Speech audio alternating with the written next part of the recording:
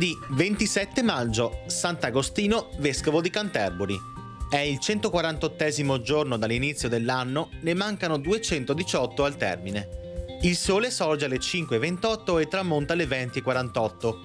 La luna si leva a mezzanotte e 23 e tramonta alle 8:21.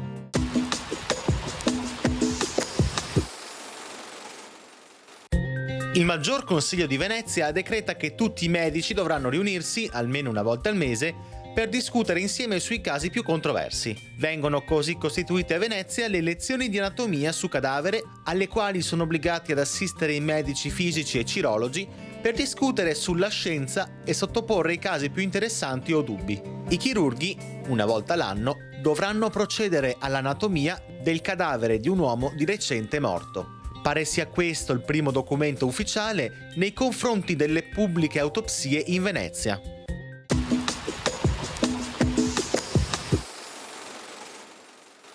Le previsioni per domani.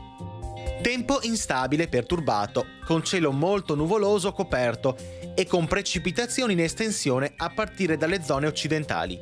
Temperature minime in aumento, massime in calo.